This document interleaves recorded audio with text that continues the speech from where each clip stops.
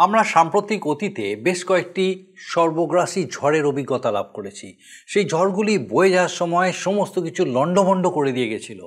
সাধারণ জনজীবন সম্পূর্ণরূপে বিধ্বস্ত হয়ে পড়েছিল। স্বাভাবিক জীবনে ফিরে আসতে সবার অনেক দিন সময় লেগেছিল।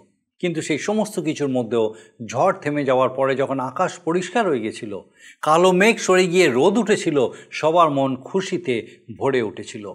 পাখিদের কলকাকলিতে প্রকৃতি পুনরায় পূর্ণ হয়েছিল। অনেক মানুষও তাদের সঙ্গে সেই আনন্দ প্রকাশ করেছিল। এরকম কোনো অভিজ্ঞতা কি আপনার আছে?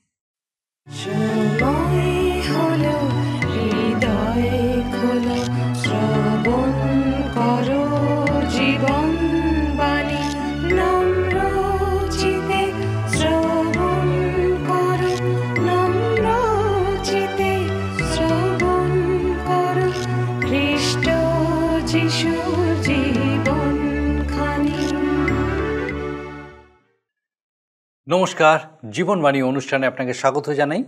আমার বিশ্বাস মহান ঈশ্বর আপনাকে সম্পূর্ণ সুস্থ রেখেছেন, সুরক্ষিত রেখেছেন।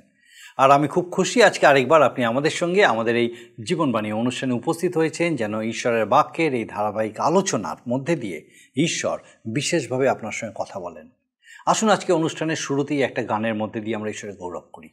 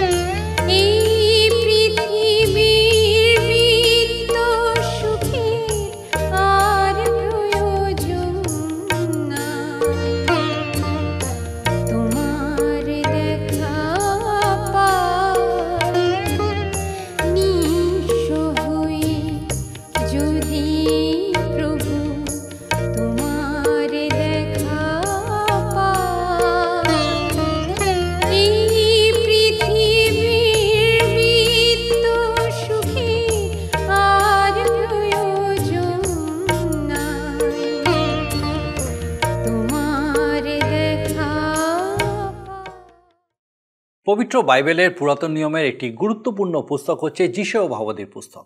আমরা ধারাবাহিকভাবে এই পুস্তকটি অধ্যয়ন করছি। এই পুস্তকের 7 অধ্যায় থেকে 12 অধ্যায় পর্যন্ত খ্রিস্টের দ্বিতীয় আগমন সম্বন্ধে একাধিক ভাববাণী উল্লেখ করা আছে, যেগুলি বিগত কয়েকটি পর্ব জুড়ে আমরা আলোচনা করছি।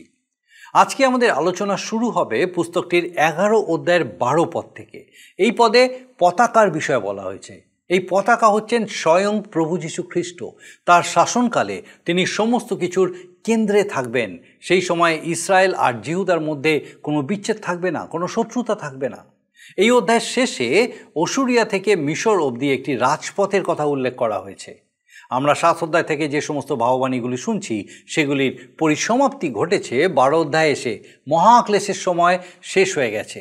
খ্রিস্ট তার রাজ্য স্থাপন করেছেন এবং ইসরায়েল সেই রাজ্যের অন্তর্ভুক্ত হয়েছে। আর এই অধ্যায়ে এসে আমরা দেখি যে তারা তার উদ্দেশ্যে স্তব গান করছে। এই ক্ষুদ্র অধ্যায়টিও কাব্য আকারে রচিত, যার মূল বিষয় হলো সদাপ্রভুর পরিত্রাণের জন্য তার প্রশংসা। এখানে আমরা আবার সেই দিন কথাটি ব্যবহৃত হতে দেখি, যা হচ্ছে একটি সময়কাল যা আরম্ভ মহাক্লেশের সময় এবং খ্রিস্টের রাজ্য স্থাপনের সময় অবধি, যার ব্যাপ্তি। প্রথম পদটি থেকে বোঝা যায় যে পাপের দিন শেষ হয়ে গেছে এবং পরিত্রাণের দিন উপস্থিত হয়েছে। এটি প্রশংসা করার সময়। এই শাসনকালের প্রধান বিষয় হবে আনন্দ। রাজ্যবাসী মুক্তিদাতা পরিত্রাতা খ্রিস্টের বন্দনা, তার প্রশংসা করছে। খ্রিস্টের শাসনকাল সমস্ত বিশ্ববাসীর জন্য হয়ে উঠবে একটি আনন্দের সময়। সেই সময় সবার কণ্ঠে থাকবে খ্রিস্টের স্তবগান। সবাই তাকে তাদের প্রশংসায় ভরিয়ে দেবে। তারা সারা পৃথিবীতে তার মহিমাময় কর্মের প্রশংসা করবে। আসুন আমরা এই প্রশংসা গীতটি আরও বিস্তারিতভাবে অধ্যয়ন করি এবং দেখি যে এই প্রশংসা গীতের এই অধ্যয়নের মধ্যে দিয়ে কিভাবে ঈশ্বর আমাদের সঙ্গে কথা বলেন। প্রিয় বন্ধু, আজকের আপনাদের কাছে যে বিষয় নিয়ে ধ্যানের জন্য প্রস্তুত হয়েছি তা লেখা রয়েছে বাইবেলের পুরাতন নিয়মে যিশয় ভাববাদী পুস্তকের 11 অধ্যায় এবং তার 12 পদে তার আরম্ভ। গত অনুষ্ঠানে আমি আপনাদের কাছে 11 পদ পর্যন্ত আলোচনা করেছি এবং আমরা দেখতে পেয়েছি, বিশেষ করে প্রথম কয়েকটি পদে, যে ঈশ্বর আমাদের জন্য যে অদ্ভুত এক কাজ করতে চলেছেন এবং আমাদের জন্য সেই জ্ঞানের আত্মা, বিবেচনার আত্মা, যা তাঁর দাসের উপরে তিনি দান করেছেন, যা ভিন্ন আমরাও দুর্বল। আসুন আজকের 12 পদ থেকে আমরা পাঠ করি। 12 থেকে কয়েকটি পদ পাঠ করি। লেখা আছে, আর তিনি জাতিগণের নিমিত্ত পতাকা তুলিবেন, ইসরায়েলের তাড়িত লোকদিগকে একত্র করিবেন ও পৃথিবীর চারিকোণ হইতে জিহুদার ছিন্ন ভিন্ন লোকদিগকে সংগ্রহ করিবেন। আর ইফ্রাইমের ঈর্ষা দূর করিবে ও যাহারা জিহুদাকে ক্লেশ দেয় তাহারা উচ্ছিন্ন হইবে। ইফ্রাইম জিহুদার উপর ঈর্ষা করিবে না ও জিহুদা ইফ্রাইমকে ক্লেশ দিবে না। 12 পদে লেখা আছে, আর তিনি জাতিগণের নিমিত্ত পতাকা তুলিবেন, ইসরায়েলের তাড়িত লোকদিগকে একত্র করিবেন ও পৃথিবীর চারিকোণ হইতে জিহুদার ছিন্ন ভিন্ন লোকদিগকে সংগ্রহ করিবেন। আমরা জানি যে প্রত্যেক দেশের, প্রত্যেক রাজ্যের নিজ নিজ পতাকা আছে। আমরা বলে থাকি তা জাতীয় পতাকা। সকল দেশে সর্বজন জাতীয় পতাকাকে স্বীকৃতি দেয়, সম্মান করে। যতক্ষণ দেশ স্বাধীন তারা নিজ পতাকা উঁচু রাখে। যে রাজত্বের কথা আপনাদের কাছে আলোচনা করছি, সেই 1000 বৎসরকালীন প্রভু যিশুর রাজত্বে, সেই শান্তি রাজত্বে যে পতাকার বিষয় বলা হয়েছে, সেটা পতাকা দণ্ডে বাঁধা কাপড়ের পতাকা নয়। কিন্তু কাপড়ের পতাকা ঝড়ে ছিঁড়ে যায়, আগুনে পুড়ে যায়, জলে ভিজে যায়, কিন্তু এই পতাকা চিরস্থায়ী। আপনাদের স্মরণে আছে যে ইসরায়েলদের যুদ্ধের সময় মোশি সেই পর্বত শিখরে দাঁড়িয়ে যতক্ষণ হাত স্বর্গের দিকে তুলে দাঁড়িয়েছিলেন, ইসরায়েল জয়লাভ করছিল। মোশির হাত নামলেই ইসরায়েল সৈন্য ভয় পাচ্ছিল। শেষ পর্যন্ত মোশির হাত দুটো 2 জন উঁচু করে ধরে রেখেছিল এবং ইসরায়েলের জয় হয়েছিল। একইভাবে প্রভুর রাজত্বে প্রভুকে এইভাবে হাত তুলে দাঁড়াতেও হবে না। তিনি নিজেই পতাকা, তার পরাক্রম, মহিমা, গৌরব ও প্রশংসা স্বর্গ পর্যন্ত উন্নত থাকবে। এবারে আমরা আসি 11 অধ্যায় 13 পদ থেকে। লেখা আছে এখানে, আর ইফ্রাইমের ঈর্ষা দূর হইবে, ও যাহারা জিহুদাকে ক্লেশ দেয় তাহারা উচ্ছিন্ন হইবে। ইফ্রাইম জিহুদার উপর ঈর্ষা করিবে না, ও জিহুদা ইফ্রাইমকে ক্লেশ দিবে না। 14 পদে লেখা আছে, আর তাহারা পশ্চিম দিকে পলেষ্টীয়দের স্কন্দদেশে ছো মারিবে। উভয় একত্র হইয়া পূর্ব দেশের লোকদের দ্রব্য লুট করিবে। তারা ইদম ও মোয়াবের উপরে হস্তক্ষেপ করিবে এবং অম্মন সন্তানেরা তাহাদের আজ্ঞাবহ হইবে। এরপর আমরা দেখি 15 এবং 16 পদে কি লেখা আছে। আর সদাপ্রভু মিশ্রীয় সমুদ্রের খাড়ি নিঃশেষে বিনষ্ট করিবেন। আর লেখা আছে তারপরে, ফরাত নদীর উপরে নিজ উত্তপ্ত বায়ু সহকারে হস্ত দোলাইবেন, তাহাকে প্রহার করিয়া সপ্ত প্রণালী করিবেন ও লোকদিগকে পাদুকা চরণে পার করিবেন। আর মিশর দেশ হইতে ইসরায়েল বাইর হইয়া আসিবার সময় যেমন তাহার নিমিত্ত পথ হইয়াছিল, তেমনি তাহার প্রজাদের অবশিষ্টাংশের অসুর হইতে অবশিষ্ট লোকদের নিমিত্ত এক রাজপথ হইবে। একটা যেন সুপার হাইওয়ে, প্রশস্ত রাজপথের কথা এখানে বলা হয়েছে, যে রাস্তা ধরে সারা বিশ্বের মানুষ ঈশ্বরের ভজনা করার জন্য জেরুজালেমে আসবে। এই বিষয়ে আমরা বাইবেলের এই পুরাতন নিয়মে সকরীয় ভাববাদী কি বলেন আমরা একটু শুনি। সকরীয় ভাববাদী পুস্তকের 14 অধ্যায় 16 থেকে 18 পদে লেখা আছে কথা। আর জেরুজালেমের বিরুদ্ধে আগত সমস্ত জাতির মধ্যে যাহারা অবশিষ্ট থাকিবে, তাহারা বৎসর বৎসর বাহিনীগণের সদাপ্রভু রাজার কাছে প্রণিপাত করিতে ও কুটিরোৎসব পালন করিতে আসিবে। আর পৃথিবীর গোষ্ঠী সকলের মধ্যে যাহারা বাহিনীগণের সদাপ্রভু রাজার কাছে প্রণিপাত করিতে জেরুজালেমে না আইসে, তাহাদের উপরে বৃষ্টি হইবে না। মিশরের গোষ্ঠী যদি না আইসে উপস্থিত না হয়, তবে তাহাদের উপরে বৃষ্টি হইবে না। যে সকল জাতি কুটিরোৎসব পালন করিতে না আসিবে, তাহাদিকে সদাপ্রভু যে আঘাতে আঘাত করিবেন, সেই আঘাত উহাদের প্রতিও ঘটিবে। আমরা ঈশ্বরের ধন্যবাদ করি এই সমস্ত ভবিষ্যৎবাণী যা তিনি করে গিয়েছেন। আমরা এবারে যিশায়া ভাববাদী পুস্তক থেকে পরপর কয়েকটি ভাববাণী শুনছি। আমরা 7 অধ্যায় শুরু করে এইবারে আমরা দেখব 12 অধ্যায় সেই ভাববাণীগুলি শেষ হবে। ভাববাণীর শুরু বিচার দিয়ে, আর 11 অধ্যায় আমরা পেয়েছি প্রভুর রাজত্ব স্থাপন বিষয়। এবারে আমি আপনাদের কাছে আসব 12 অধ্যায়। যিশাইও তার 12 অধ্যায় আমরা অন্য এক রূপ দেখব। এখানে দেখতে পাবো যে মহাক্লেশের দিন শেষ হয়েছে, বিপর্যয় আর নেই। ইসরায়েল সেই খ্রিস্টের রাজত্বের অন্তর্ভুক্ত হয়েছে। আরও দেখব যে ইসরায়েল ঈশ্বরের উপাসনা, আরাধনা, স্তব, স্তুতি আবার করছে। ইসরায়েল জেরুজালেমের মধ্যেই আছে, আর সেই প্রাচীরের বাইরে দেওয়ালের কাছে, যেখানে আজও ইসরায়েল জাতি শোক প্রকাশ করছে, কাঁদছে, সেখানে নয়, নগরের মধ্যে। আজকের দিনে আপনি জেরুজালেমে গেলে দেখবেন কিছু মানুষ জেরুজালেমের ভগ্ন প্রাচীরের ধারে দাঁড়িয়ে কাঁদছে। এর থেকে বোঝা যায় যে ভাববাদীর বাণী আজও পূর্ণ হয়নি, এখনও কিছুটা বাকি আছে। এই অধ্যায়টি অর্থাৎ যিশায়া ভাববাদী পুস্তকের 12 অধ্যায়টি গীত রূপে লেখা হয়েছিল। খ্রিস্টের রাজত্বকালের প্রজাবৃন্দ মন প্রাণ খুলে বন্দনা গান গাইছে। আসুন আমরা দেখি উদ্ধার প্রাপ্তের কণ্ঠে সদাপ্রভুর প্রশংসা। 12 অধ্যায় 1 পদে লেখা আছে এই কথা, আর সেই দিন তুমি বলিবে, হে সদাপ্রভু, আমি তোমার স্তব গান করিব, কেননা তুমি আমার প্রতি ক্রুদ্ধ ছিলে, কিন্তু তোমার ক্রোধ নিবৃত্ত হইয়াছে, আর তুমি আমাকে সান্ত্বনা করিতেছ। আবার আমরা দেখি সেই দিনের কথা, মহাক্লেশের শুরু এবং খ্রিস্টের শান্তিপূর্ণ রাজত্বের জন্য অপেক্ষা। আদ্গীত রচয়ক দেখছেন যে ক্লেশের দিন শেষ হল, ঈশ্বরের ক্রোধ নিবৃত্ত হল এবং খ্রিস্ট রাজত্ব স্থাপন করলেন। পাপ রজনী কেটে গেছে, শান্তির সূর্য উদিত হয়েছে। ইসরায়েলের উপর দিয়ে মহাক্লেশের ঝড় বয়ে গেছে।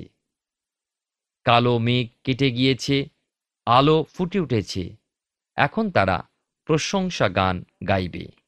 এই পদ আমাদের বলে দিচ্ছে যে খ্রিস্টের রাজত্বকাল বিশুদ্ধ আনন্দের দিন হবে। 12 অধ্যায় 2 পদ দেখুন কি লেখা আছে। যিশায়া ভাববাদী পুস্তকের 12 অধ্যায় 2 পদ থেকে আমরা পাঠ এবং আলোচনা করছি। দেখো, ঈশ্বর আমার পরিত্রাণ, আমি সাহস করিব, ভীত হইব না, কেননা সদাপ্রভু জিহোবা আমার বল ও গান, তিনি আমার পরিত্রাণ হইয়াছেন। ইসরায়েলের কাছে সদাপ্রভুই হলেন উদ্ধার। ওই নিদারুণ ক্লেশের দিনে সদাপ্রভু স্বয়ং তাদের উদ্ধার রূপে এলেন, উদ্ধারকর্তাকে উদ্ধার বলে সম্বোধন করছেন। আমরা জানি যে খ্রিস্টই উদ্ধারকর্তা। সুতরাং দেখতে পাচ্ছি ইসরায়েল সেই উদ্ধারকর্তা, মুক্তিদাতা খ্রিস্টের বন্দনা করছে। প্রিয় ভাই ও বোন, এই জগৎ সংসারে পৃথিবীর প্রত্যেক মানুষের একজন উদ্ধারকর্তার প্রয়োজন, যে আমাকে এবং আপনাকে, জগতের যে কোনো পাপীতাপী মানুষকে পাপ থেকে মুক্ত করতে পারে, উদ্ধার করতে পারে, রক্ষা করতে পারে। আর সে কেউ নয়, তিনি হলেন আমাদেরই সকলের প্রভু ও পরিত্রাতা, প্রভু যীশু খ্রিস্ট, যিনি ঈশ্বর হয়েও মানুষ হয়ে এই ধরায় জন্ম নিয়েছিলেন এবং আমাদের পাপের প্রায়শ্চিত্তের জন্য কালভেরি ক্রুশেতে তাঁর সেই বহুমূল্য জীবনকে আমাদের জন্য উৎসর্গ করেছেন। যে কেউ যিশুতে বিশ্বাস করে সেই পাপ থেকে ক্ষমা লাভ করে, কারণ রক্তসেচন ব্যতি রেখে পাপের মোচন নাই। খ্রিস্টের রক্ত আমাদের সমস্ত পাপ থেকে সূচি করে ধার্মিকতা দান করে। 12 অধ্যায় 3 পদে এবার দেখি কি লেখা আছে। এই জন্য তোমরা আহ্লাদ সহকারে পরিত্রাণের উনুই সকল হইতে জল তুলিবে। কূপ বা উনুই প্রাচুর্যের প্রতীক। তাঁর দত্ত মুক্তি বা উদ্ধার তাদের প্রাণে আনন্দ, হৃদয় শান্তি এনে দিয়েছে। ঈশ্বর এইটাই চাইছিলেন। ঈশ্বর সর্বদাই চান যে তাঁর সন্তান সন্ততি আনন্দে থাকুক, সুখে থাকুক, তারা গান করুক, প্রশংসা করুক, ঈশ্বরকে গৌরবান্বিত করুক। এত আনন্দ আমরা কখনো পেয়েছি বলে মনে হয় না। মহান সৃষ্টির জন্য সদাপ্রভুর প্রশংসা গান আমরা 12 অধ্যায় 4 পদে দেখব। আর সেই দিন তোমরা বলিবে, সদাপ্রভু স্তব করো, তাহার নামে ডাকো, জাতিগণের মধ্যে তাহার ক্রিয়া সকল জ্ঞাত করো, তাহার নাম উন্নত এই বলিয়া কীর্তন করো, সদাপ্রভুর উদ্দেশ্যে সঙ্গীত করো, কেননা তিনি মহিমার কর্ম করিয়াছেন, তাহা সমস্ত পৃথিবীর জ্ঞানগোচর হোক। আমি প্রথমে দেখি 4 পদের বিষয়। আবার সেই কথা, সেই দিন। এই কথার অর্থ সহস্র বৎসর রাজত্বকালের কথা। সদাপ্রভুর দিন শুরু হল পাপ রাত্রি কাটবার পর। সূর্যোদয়ের সাথে আমাদের যেমন দিন শুরু হয়, পুরাতন নিয়মে সূর্যাস্তে শুরু হতো ইসরায়েলের দিন। বাইবেলের পুরাতন নিয়মে গীত সংহিতা তার 30 অধ্যায় 5 পদে কি লেখা আছে জানেন? সন্ধ্যাকালে রোদন অতিথিরূপে আইসে, কিন্তু প্রাতঃকালে আনন্দ উপস্থিত। প্রভু যীশু খ্রিস্টের এই সহস্র বৎসর শান্তি রাজত্ব সেই আনন্দ দিনের আরম্ভ এবং ঈশ্বরকে ধন্যবাদ দেবার সময়। কেবল তাই নয়, স্রষ্টারূপে সকল প্রশংসা তাকেই জানাতে হবে। তার মহান সৃষ্টির জন্য একমাত্র তিনি প্রশংসা পাওয়ার যোগ্য। সেই দিন সবাই গাইবে, প্রভুর প্রশংসা হোক, হালেলুয়া। 5 পদে লেখা আছে, যিশায়া ভাববাদী পুস্তকের 12 অধ্যায়, সদাপ্রভুর উদ্দেশ্যে সঙ্গীত করো, কেন তিনি মহিমার কর্ম করিয়াছেন, তার সমস্ত পৃথিবীর জ্ঞান গোচর হোক। মহান ঈশ্বর মহান সৃষ্টি করেছেন। 6 দিন ব্যাপী সমস্ত কিছু সৃষ্টি করলেন এবং সপ্তম দিন বিশ্রাম করলেন। সৃষ্টি শেষে ঈশ্বর বলেছিলেন উত্তম, এবং ঈশ্বর যখন উত্তম বলেছেন, সকলই উত্তম। এত সুন্দর এই পৃথিবী, সুন্দর রঙিন ফুল পাতা ফল, সুন্দর পাখি, তাদের মধুর স্বর। প্রকৃতির দিকে তাকালে সৃষ্টির ও স্রষ্টার প্রশংসা না করে থাকা যায় না। স্রষ্টা অদৃশ্য, তাকে কেউ দেখেনি, কিন্তু সৃষ্টির দিকে চেয়ে একথা বলতেই হয়, তিনি মহান। প্রতিটি সৃষ্টির শেষে ঈশ্বর বলেছিলেন উত্তম, এবং আজও উত্তম ও চিরকালের জন্য উত্তম। প্রিয় শ্রোতা বন্ধু, প্রিয় ভাই ও বোন, আসুন আমরা সদাপ্রভুর উদ্দেশ্যে সঙ্গীত করি, কারণ তিনি মহিমার কর্ম করেছেন। এই পৃথিবী সৃষ্টির মধ্যে দিয়ে নয়, আমাকে আপনাকে সৃষ্টি করার মধ্যে দিয়ে, এবং তার সেই পরিত্রাণের উপায় আমাদের জন্য তিনি করেছেন। আর সেই পরিত্রাণের আনন্দ আমি আপনি লাভ করতে পারি যখনই প্রভু যীশুকে আমাদের হৃদয় আহ্বান করি। আমরা যিশায়া ভাববাদী পুস্তকের 12 অধ্যায় শেষ পদ দেখি, 6 পদ লেখা আছে, ওই সিয়ন নিবাসিনী উচ্চধ্বনি করো, আনন্দগান করো, কেননা যিনি ইসরায়েলের পবিত্রতম, তিনি তোমার মধ্যে মহান। মহান ঈশ্বরের সৃষ্ট জীব হলেন আমরা। মাটি থেকে মানুষ করলেন তিনি, আর তিনি বললেন উত্তম। তাই তো মহান ঈশ্বরের মহাজ্ঞানের কাছে আমরা মূর্খ, পাপী, নগণ্য। তবু যখনই সেই ঈশ্বরের কথা চিন্তা করি, হৃদয় থেকে একটা শব্দই বার হয়ে আসে, হালেলুইয়া, প্রভুর প্রশংসা হোক। কিন্তু এই কি সব? তাঁর গৌরব, তাঁর সম্মান, তাঁর প্রতি ভক্তি প্রকাশের জন্য দুর্বল প্রাণী আমরা কি নিজেদের তাঁর চরণে সমর্পণ করতে পারি না? যদি নিজেদের সমর্পণ করি, সেটাই হবে মহাদান, আর ঈশ্বর বলবেন উত্তম। প্রিয় শ্রোতা বন্ধু, প্রিয় ভাই ও বোন, যদি আপনার হৃদয় প্রভু কথা বলেন এবং আপনি চান সেই জীবন্ত ঈশ্বরের হাতে নিজেকে সমর্পণ করে তাঁর শক্তি, অনুগ্রহ, আশীর্বাদ লাভ করে তাঁর পথে আপনি চলবেন, তবে এইটি হচ্ছে উপযুক্ত সময় আপনার জীবনের জন্য। আপনার হৃদয় দুয়ারে তিনি আঘাত করছেন।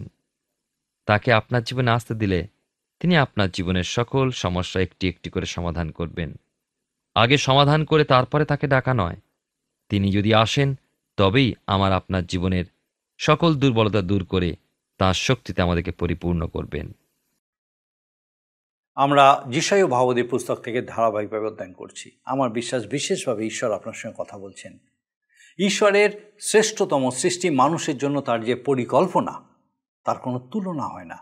শয়তান কত চেষ্টা করেছে তার এই পরিকল্পনাকে ভেস্তে দিতে, কিন্তু কৃতকার্য হয়নি। ঈশ্বর তার প্রিয় পুত্রকে প্রথমবার দাসরূপে প্রেরণ করেছিলেন। তার বলিদানের মাধ্যমে খুলে গেছে মানুষের পরিত্রাণের পথ।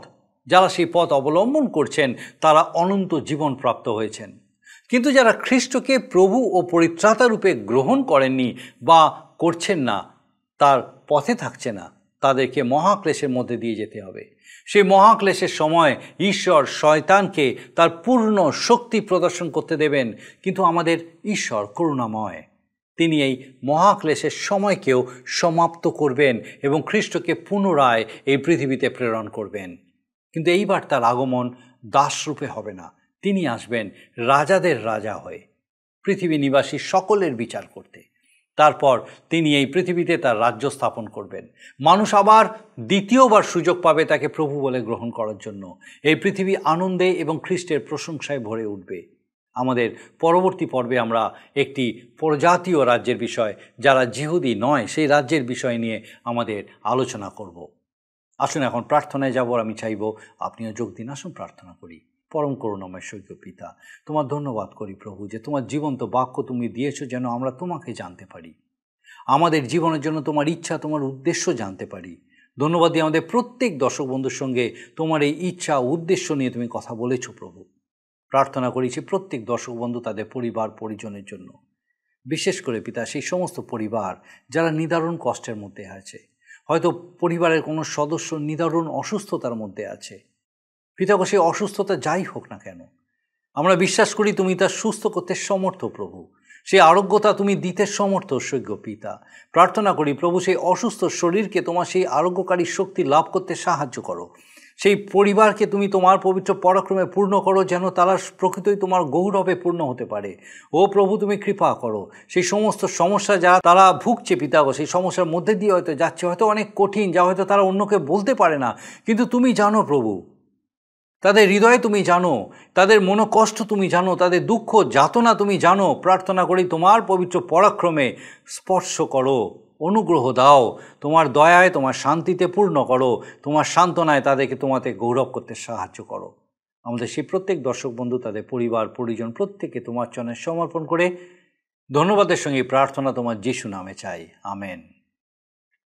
ঈশ্বর দয়াময়, তার মহা অনুগ্রহে আমাদেরকে তিনি তার জীবন্ত বাক্য দিয়েছেন যেন আমরা আমাদের জীবনে তাকে উপলব্ধি করতে পারি। আমার বিশ্বাস আগামী দিনেও এইভাবে আপনি আমাদের সঙ্গে অবশ্যই উপস্থিত থাকবেন। ঈশ্বর আপনার মঙ্গল করুন। প্রিয় বন্ধু, আসুন আমরা আজকের প্রশ্ন উত্তরে আসি। গতকালের প্রশ্নের উত্তর অপশান এ 7। আজকের প্রশ্ন, ইসরায়েলের কাছে উদ্ধারকারী কে? অপশান এ বলিদান, বি ব্যবস্থা, সি সদাপ্রভু, ডি খ্রিস্ট। প্রিয় বন্ধু, এই প্রশ্নের উত্তর আগামীকাল সন্ধ্যা 6টার মধ্যে option A B C D সহকারে আপনার নাম ও সম্পূর্ণ ঠিকানা সহ 9433497235 এই নম্বরে SMS বা হোয়াটসঅ্যাপে পাঠাবেন। যদি আপনার এই অনুষ্ঠান ভালো লেগে থাকে তাহলে এই নম্বরে একটি মিসড কল করুন, তাহলে আপনি পরের বারে বিজয়ী হতে পারেন।